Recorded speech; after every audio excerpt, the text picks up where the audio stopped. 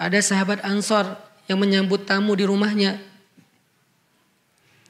dengan menghidangkan makanan satu-satunya yang dia punya, yang bahkan dia dari siang belum makan, anak-anaknya belum makan kan. Pas malam tamu itu datang ke rumah mereka, mereka hidangkan makanan yang hanya cukup untuk satu orang dewasa, dihidangkan kepada orang tersebut. Lalu tamu itu merasa gak enak hati, ini gimana makannya, tuan rumah kok gak makan. Terus ini makanannya cuma sedikit, cukup gak kalau saya makan nanti tuan rumah jadi gak makan misalnya. Akhirnya yang punya rumah mematikan, memadamkan lampu di rumahnya, lalu menemani tamu ini makan dengan cara kecap-kecap seolah-olah ikut makan sampai tamu ini kenyang. Kok bisa ada yang berperilaku kayak gitu kepada tamu yang bahkan gak dia kenal. Kalau tamu itu teman lama mungkin beda cerita. Kalau tamu itu adalah misalnya saudara atau keluarga dekat beda cerita. Ini tamu gak dikenal. Sesama mukmin doang nih modalnya. Sesama orang yang beriman. Kok bisa kayak gitu? Karena mukmin itu diantara mereka adalah ikhwah. Innamal mu'minuna.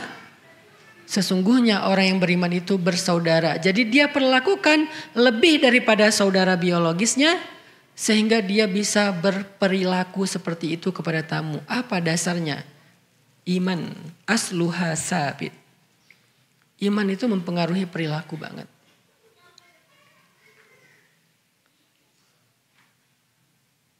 Iman itu mempengaruhi mental. Kalau yang pertama tadi iman mempengaruhi amal solih. Yang kedua iman itu mempengaruhi perilaku. Yang ketiga iman itu mempengaruhi mental.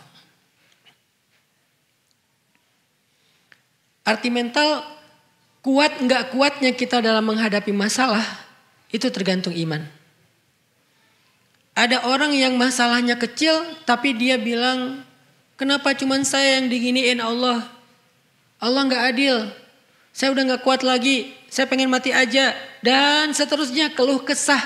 Yang seolah-olah dia merasa dialah orang yang paling susah di muka bumi. Sebetulnya dia bukan orang paling susah di muka bumi. Dia lagi lemah iman.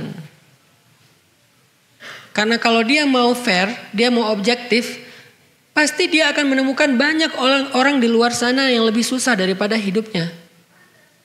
Kehidupan mereka lebih susah daripada kehidupannya tuh banyak di luar sana.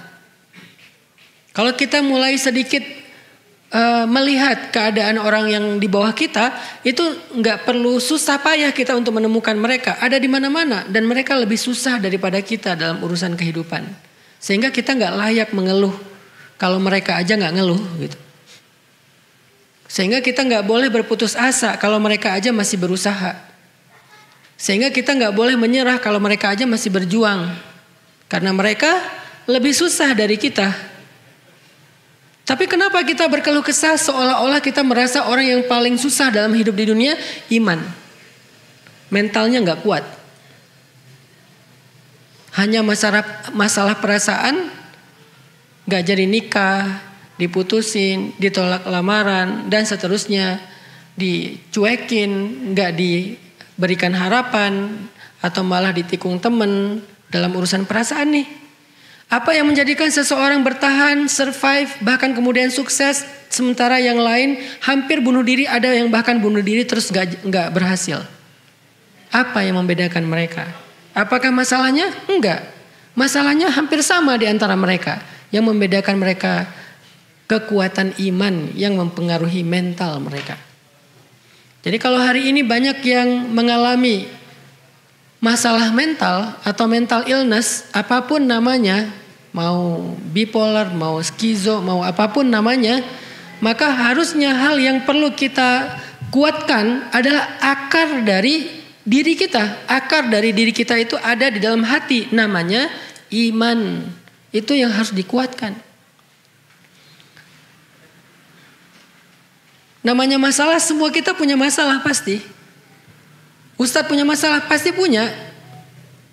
Masalah kita itu setiap hari, cuman ada yang masalahnya pas satu fase masalahnya kayak naik banget, jadi banyak banget masalah kayak nggak beres-beres. Ada aja bertubi-tubi, ada fase yang landai, tapi tetap ada masalah, cuman nggak seperti yang fase tadi.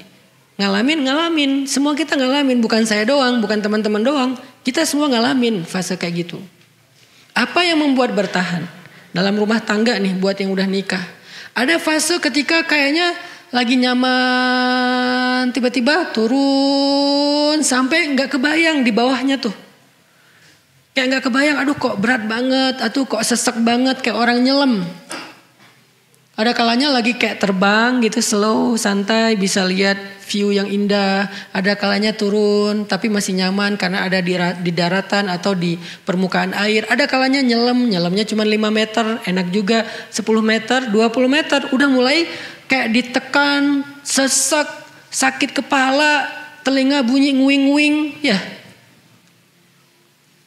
Ada kalanya yang seperti itu sehingga pengen nyerah, pengen naik ke permukaan cepat-cepat dan ninggalin pasangan kita di bawah. Ada. Apa yang membuat orang bertahan? Iman. Iman kayak gimana maksudnya? Iman yang mengajarkan dia bertahan karena iman akan mengatakan la tayasu min rahmatillah. Jangan berputus asa dari rahmat Allah. Inna nasrallahi qarib. Pertolongan Allah itu sudah dekat. Bertahan, sabar. Pertolongan Allah itu sudah dekat. Allah itu pasti nolong hambanya yang sabar. Gak mungkin dianggurin, gak mungkin ditinggalin, gak mungkin dicuekin, itu gak mungkin. Iman yang bilang kayak gitu, gak mungkin. Ketika kita mengatakan, kok bisa sih Allah ninggalin saya? Pasti bukan iman yang ngomong itu. Yang ngomong itu siapa? Syak, keraguan. Kan lawannya iman keraguan kan?